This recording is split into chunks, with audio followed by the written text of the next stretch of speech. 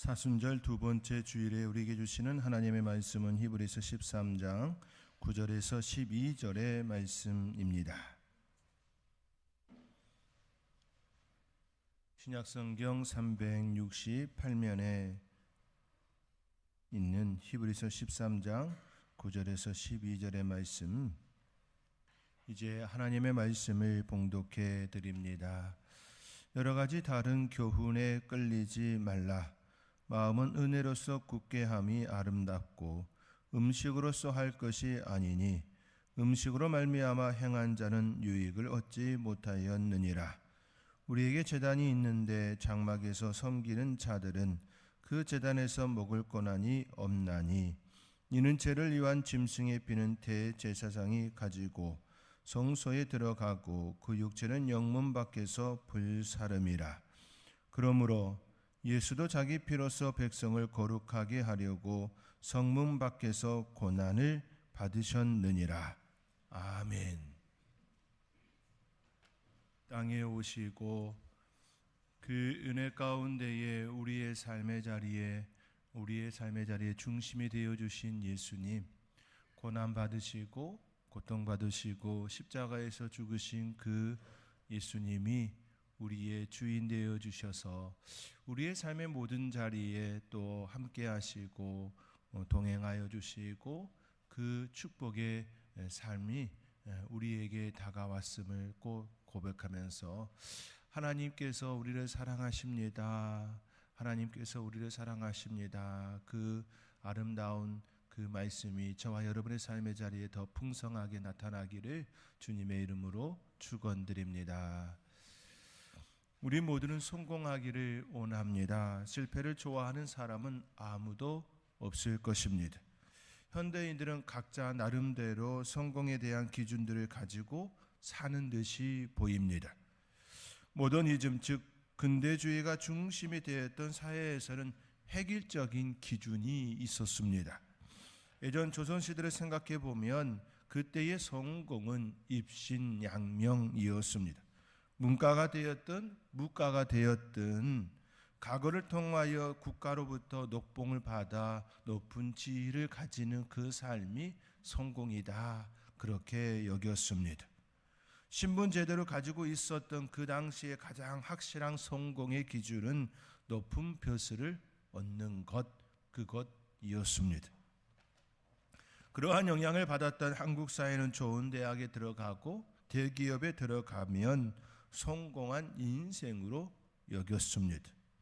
성공의 기준이 눈에 보이듯이 뚜렷했기에 학생은 또 부모들은 그 자녀가 열심히 공부해서 좋은 대학에 들어가고 취업준비생은 전문직 자격증을 따거나 의사라든지 변호사라든지 그렇게 덕망이 있고 또 사람들이 우러러 볼 수 있는 그런 것들에 대한 자격증을 따거나 큰 회사에 취직하는 것을 당연한 목표로 삼았습니다.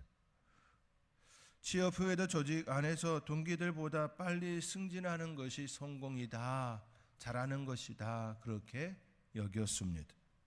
그러나 지금은 신분제도 속에 살아가는 것도 아니고 모더니즘, 그 시대와 같이 또 어느 것 하나의 기준으로 성공과 실패를 말하는 시대도 아니기에 누구나 성공을 꿈꾸지만 성공이 무엇이냐에 대해서는 여러 의견을 가지게 되었습니다. 무엇이 성공이냐? 그것에 대하여 이제는 다 각자의 생각에 다르다라는 것을 우리가 인정하고 또 받아들이고 있습니다. 이러한 다양한 성공에 대한 개념이 있기에 자기 개발 코드도 다르게 나타납니다. 성공의 기준이 사람마다 다르게 롤 모델에 정하고 그를 추종하는 삶의 형태가 아니라 가장 나다운 것이 무엇인지 이야기하고 또 이야기하는 시대가 되었습니다. 예전에 성공의 답이 정해져 있는 객관식 문제의 답을 찾아가는 그 풀이 가정이었다면 지금은 자신이 생각하는 성공이 무엇인가에 대한 문제의 답을 찾아가는 주관식 문제를 푸는 그 삶이다 이야기할 수 있습니다. 그렇게 현대인들의 성공은 타인에 의하여 이야기될 수가 없습니다. 나는 자연인이다 라는 TV 프로그램에서와 같이 자연 속에 살아가는 사람이라 할지라도 그 삶이 자신이 원하는 삶이고 그것을 통하여 만족을 느끼고 있다면 다른 이들의 시선과는 상관없이 그는 성공이다 그렇게 이야기를 하게 됩니다. 또 한편 나는 자연인이다 그 TV 프로그램을 보면서 나도 저런 삶을 살고 싶다라는 생각을 하는 이들이 많음도 성공에 대한 개념이 바뀌었다, 달라졌다 이렇게 접근해 볼 수 있습니다. 그렇다 보니 현대에는 여러 다양한 것을 하려기보다는 실천 가능한 한 가지에 집중하려 합니다. 예전에는 장기적이고 총체적인 삶의 변화를 추구하고 평생 직장이라고 하는 개념이 있었듯이 한번 들어가면 평생 그 직장에서 이제 은퇴하고 생을 이제 마감하는 그런 개념이 강했지요. 그래서 예전에는 장기적이고 총체적인 삶의 변화를 추구하고 목표로 삼았다면 지금은 다르게 나타납니다. 자기개발 분야의 베스트셀러로 오랫동안 사랑받았던 이제 기성세대라면 누구나 쉽게 잘 알 수 있는 스티브 코비가 쓴 성공하는 사람들의 7가지 습관. 자신의 삶을 주도하라 이렇게 시작하여 끊임없이 쇄신하라 끝을 맺습니다. 지속적으로 끊임없이 자신의 존재를 바꿔감으로써 쇄신함으로써 성공의 삶을 살 수 있다. 성공의 그 누구나 그 당시에 얘기했던 그 성공을 가질 수 있다. 그렇게 이야기했습니다. 그렇지만 지금은 다르게 생각합니다. 자기 삶을 주도하고 끊임없이 쇄신하여 나를 완전히 바꾸는 그 일은 책에서나 가능한 일 그렇게 치부합니다. 이제는 시대가 바뀌어서 그렇게 이야기합니다. 현실에서는 거의 불가능할 뿐 아니라 그렇게 하지 않아도 돼. 왜 그렇게 살아야 해? 라고 다른 이야기를 꺼내 놓습니다. 여러 가지를 잘하려는 것보다 한 가지만이라도 잘하면 된다고 생각하고 또 그렇게 접근합니다. 이러한 모습이 현대사회에 이루어지고 있는 성공에 대한 방향성, 성공에 대한 개념, 성공에 대한 생각들이지요. 이를 다르게 표현하면 성공은 자기다움이다. 이렇게 말할 수 있습니다. 자기다움은 결국 객관식이 아니라 주관식이다. 이러한 모습은 모더니즘 시대에서 포스트 모더니즘의 그 이후 그 시대로 넘어오면서 나타난 하나의 현상입니다. 이러한 모습은 여러 다양한 형태로 나타납니다. 삶의 형식에서도 나타나고 삶의 가치관에서도 또 세계관에서도 나타납니다. 또한 종교관에서도 나타납니다. 예전의 기독교의 그 색깔과 지금의 기독교의 색깔이 또 다르게 보여지는 것도 이와 같은 모습일 겁니다. 근본주의 그 시대에는 획일적이고 하나의 목표를 향하여 나아가는 그 세계 속에서 기독교의 정신이 실현되고 있었다면 지금은 다양한 확장되어진 거죠. 관점이 또 생각하는 것들이 또 접근하는 방식이요. 그 속에서 기독교 정신이 또 발현되어지는 것을 보게 됩니다. 종교관도 이처럼 다르게 나타났습니다. 모더니즘 시대에서는 앞서 말씀드린 것처럼 명확한 기준들이 제시되었습니다. 그러나 지금의 사회는 기준이 사라졌습니다. 자기다움의 기준이 무엇인가요? 더 정확하게 표현하면 기준이 다양화되었습니다.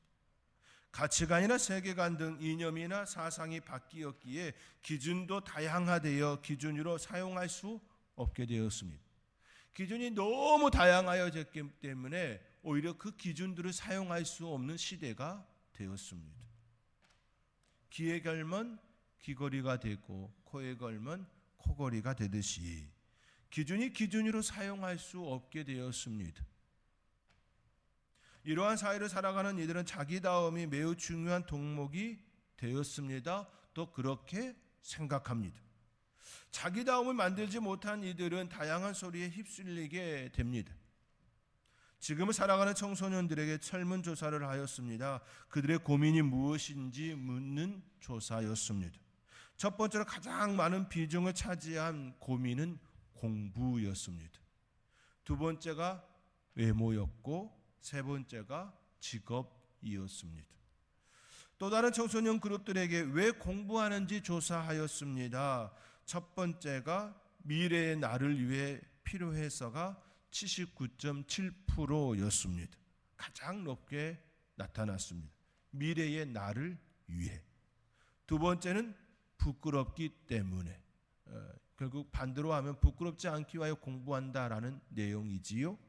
세 번째는 재미있어서.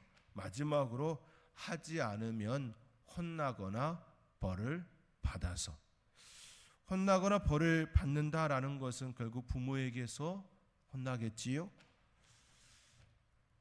그런데 안타까운 것은 지금의 청소년들은 꿈마저 현실에 맞춰 꾼다는 것입니다.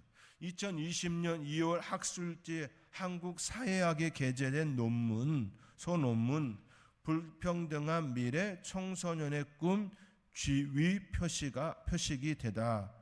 상하이 쥐위 표식이 되다. 이 논문이 실렸습니다.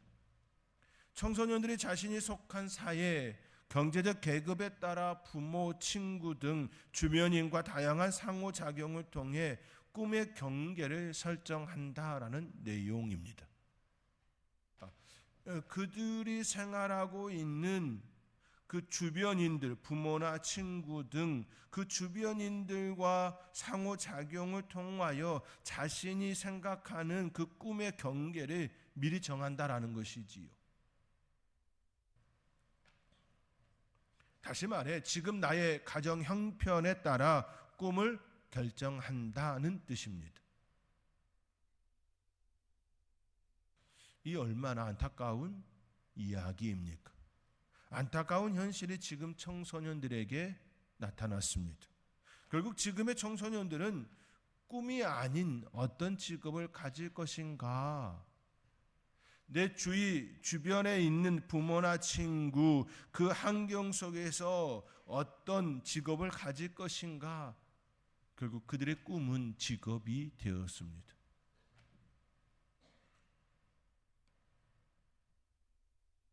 이것이 설문조사와 논문의 이야기 포인트였습니다. 지금을 살아가는 청소년들에게 사회는 자기답게 자기다움 말하고 있지만 정작 그들은 또 꿈이 진정한 꿈을 꾸지 못하는 그런 시대에 놓여 있습니다. 우리는 여기서 또 한 가지 깊이 생각하고 또 생각해야 할 점이 있습니다. 모더니즘 사회에서 포스트 모더니즘 사회로 전환되면서 자기다움이 그것을 위해 살아야 한다라고 말하는 것이 진정 옳은 것인가?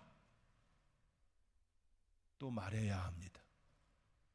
자기다움, 자기답게 사는 것, 이것이 진짜 맞는 이야기 맞습니까? 물어야 합니다.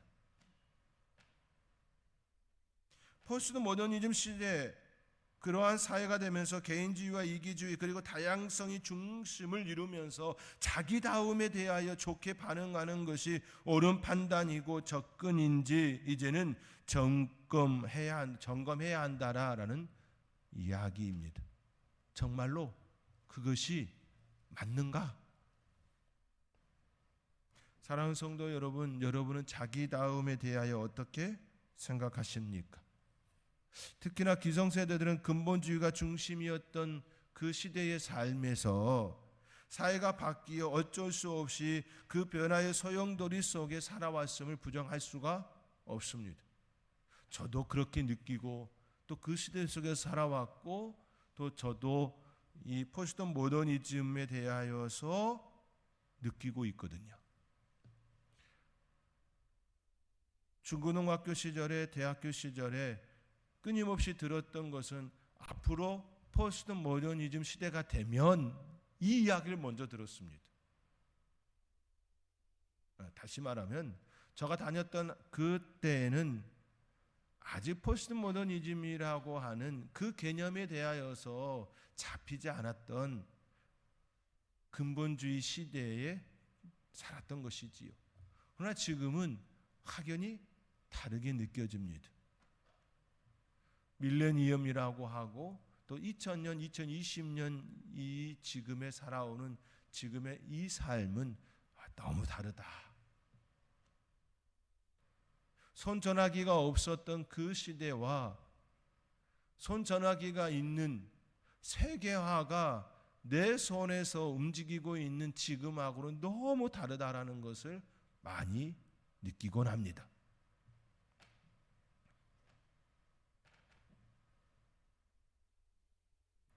그러한 모더니즘, 근본주의, 획일화된 그 세계 속에 살다가 지금을 살아가는 저와 여러분은 자기다움에 대하여 어떻게 생각하고 있는지 여러분은 어떻게 생각하시나요? 시대가 변하고 사회 발전을 이루었다 하여 그 시대가 추구하는 가치관과 세계관이 옳다고 말한다면 시대에 편중된 시각밖에 되지 않습니다. 저는 오늘 다소 어려운 이야기를 여러분에게 꺼내놓았습니다. 그냥 자기답게 사는 것이 성공이야. 이것이 지금 포스트 모더니즘 시대에 많은 이들이 가지고 있는 그 생각이고 개념이고 그렇게 살아야 돼라고 나도 모르는 사이에 은연중에 들어왔던 그 개념에 대하여 그게 정말 맞습니까? 여러분 그게 정말 맞습니까? 제가 여러분에게 질문을 던졌기 때문입니다.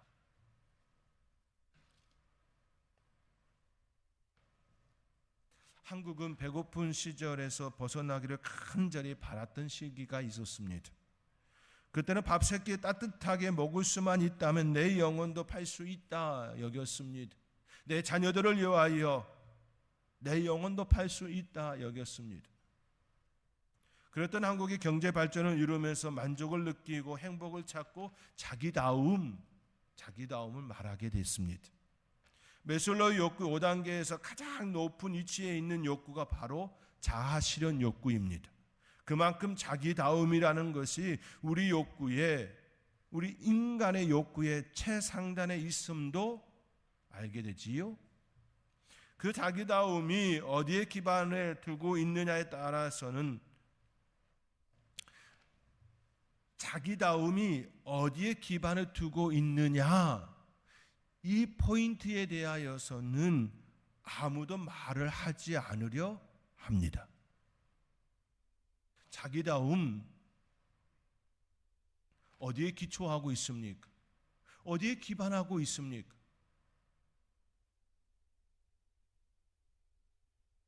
말하지 않는 이유는 말할 수 없는 이유는 여러 이유들 중에 하나는 자기다움이 객관식이 아니라 주관식이기 때문이지요.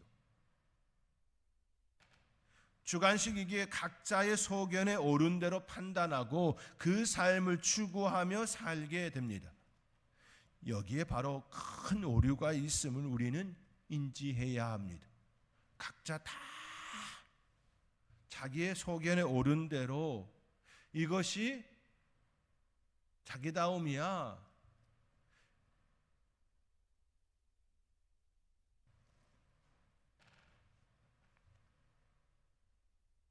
우리는 하나님을 믿는 사람들입니다.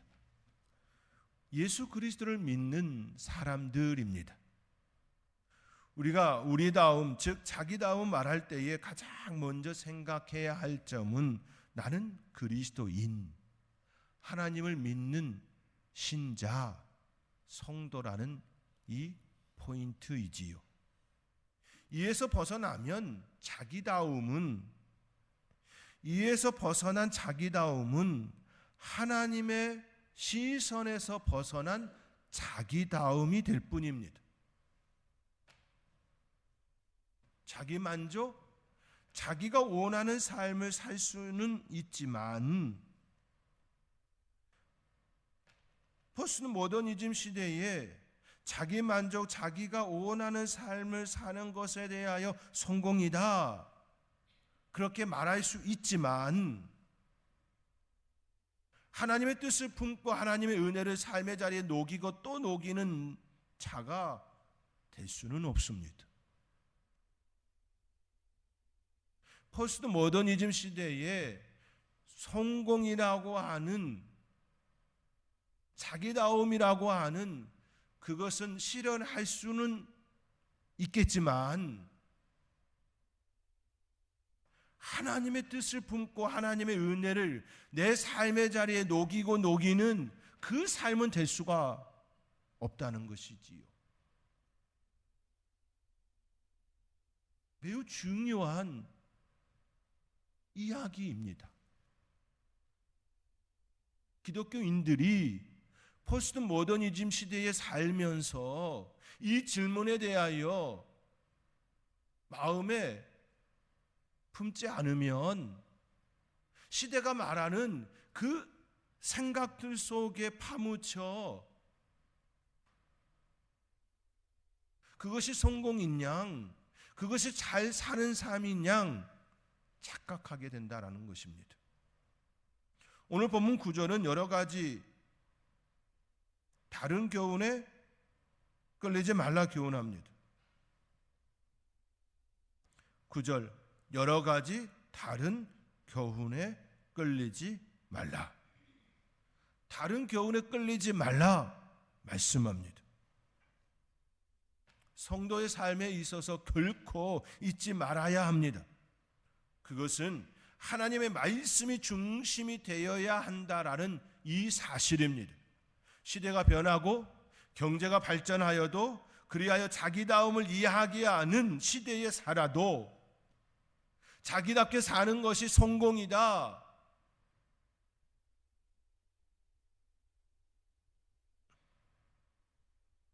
그 자기다움이, 자기답다라고 하는 그것이 그리스도인이라는 정체성에서 벗어난다면 그 자기다움은, 시대가 말하는 그 성공은 망한 성공입니다. 그 자기다움은 망한 자기다움입니다. 그런데 교회가, 목회자들이 이것을 이야기하지 않습니다. 안타깝게도.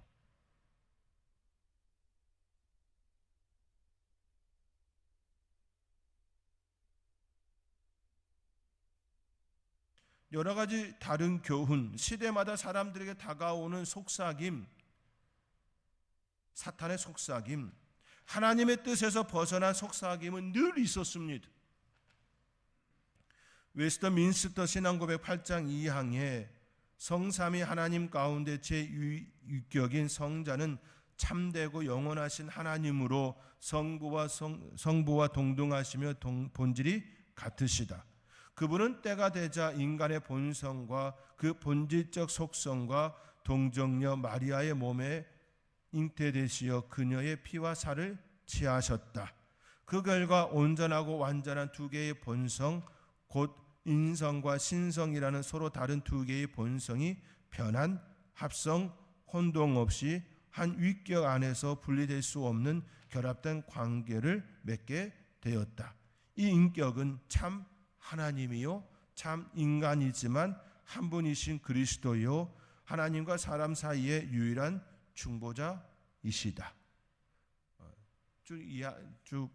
웨스트민스터 신앙고백 8장 2항을 읽어드렸지만 너무 잘 알고 있는 내용이지요. 예수 그리스도는 참 하나님이면서 참 인간이시다, 그 이야기입니다. 웨스트민스터 신앙고백 8장 2항은 예수 그리스도는 신성과 인성을 가지신 분이시다, 참 하나님이면서 참 인간이시다, 이 내용입니다. 주 300년경에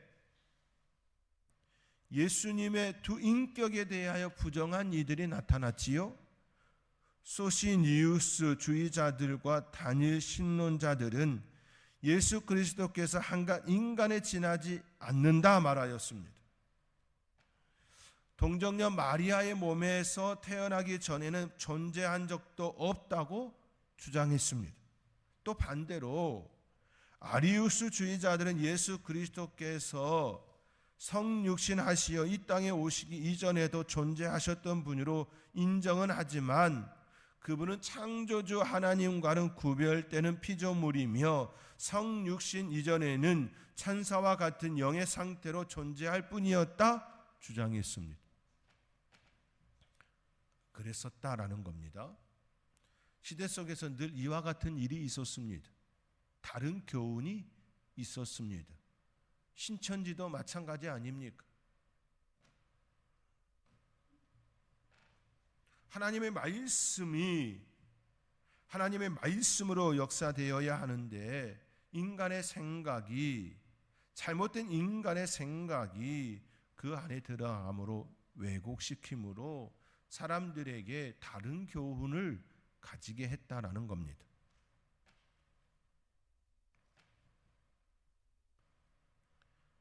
시대 속에서 늘 이와 같은 일이 있었습니다. 다른 교훈이 있었습니다.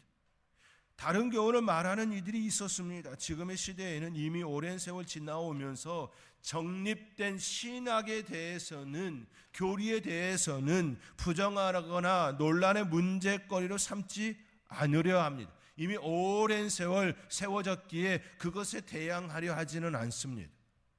다만 다르게 나타나지요. 세계관과 가치관을 통하여 우리의 생각을 흔들려 합니다. 예를 들면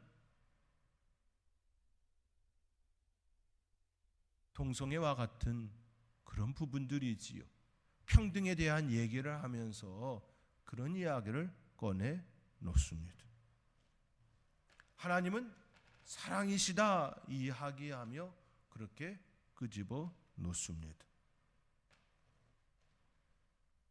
다른 교훈은 멀리 있지 않습니다. 우리의 생각과 가치관이, 우리의 세계관이 하나님의 뜻에서 벗어나게 하는 것들이 바로 다른 교훈입니다.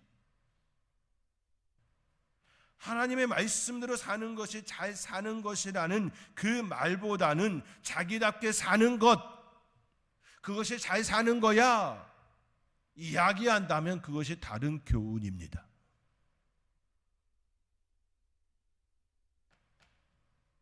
하나님의 말씀을 이야기하려 하면 고리타분하고 구시대적이고 꼰대와 같다 이렇게 접근해 버리는 것,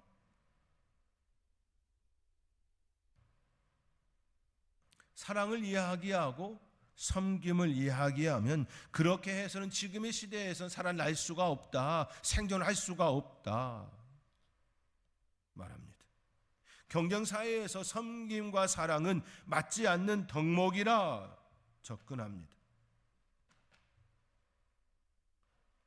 윗자리가 많지 않은데 어떻게 그렇게 해서는 결코 윗자리로 올라갈 수 없다 이야기합니다. 예수님은 철저히 섬김과 내어줌, 헌신, 그 삶을 사셨습니다. 예수님께서는 여우도 굴이 있고 공중의 새도 거처가 있으되 인자는 머리 둘 곳이 없느니라 말씀하셨습니다. 그 예수님은 죄인들을 위하여 자신의 몸을 내어줌이 되었습니다. 오늘 본문 11절과 12절의 말씀입니다. 우리 함께 오늘 본문 11절 12절 함께 읽겠습니다. 이는 죄를 위한 짐승의 피는 대제사장이 가지고 성소에 들어가고 그 육체는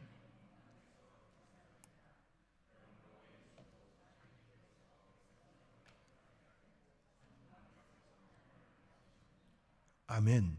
성문 밖에서 고난을 받으셨느니라. 구약의 제사 가운데 속죄제를 위한 제물의 피는 제단 뿔에 바르고 그 피 전부를 제단 밑에 쏟았습니다. 그리고 고기와 가죽과 똥을 짐 밖에서 불살랐습니다. 이것이 바로 속죄제입니다. 예수님은 이 제사법에 따라 자기 피로써 백성을 거룩하게 하려고 성문 밖에서 고난을 받으셨습니다. 골고다 언덕은 예루살렘 성벽 밖에 있었습니다. 예수님은 그곳에서 죽으셨습니다. 우리를 위하여 영문 밖에서 고난을 받으시고 죽으셨습니다. 왕이신 예수님이, 세상의 창조주이신 예수님이 예루살렘의 중심이어야 할 그 예수님이 예루살렘 성벽 밖에서, 예루살렘 성 밖에서 고난받으시고 죽으셨습니다. 그 죽음이 우리를 살렸습니다. 다른 피로서는 구원의 길이 없습니다. 성경은 우리에게 말씀합니다. 다른 교훈에 끌리지 말라. 이는 우리의 삶의 자리에 전반에 걸쳐서 모두 해당하는 말씀입니다. 자기다움에 앞서서 우리가 우리의 마음에 먼저 새겨야 할 것은 나는 그리스도인으로서 잘 살고 있는가?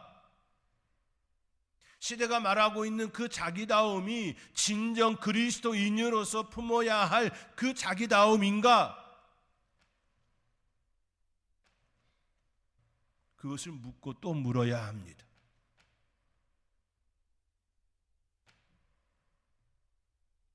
내가 품고 있는 자기다움이 진정 하나님께서 말씀하는 그 자기다움인가? 그리스도인으로서, 하나님의 자녀로서 그 자기다움인가?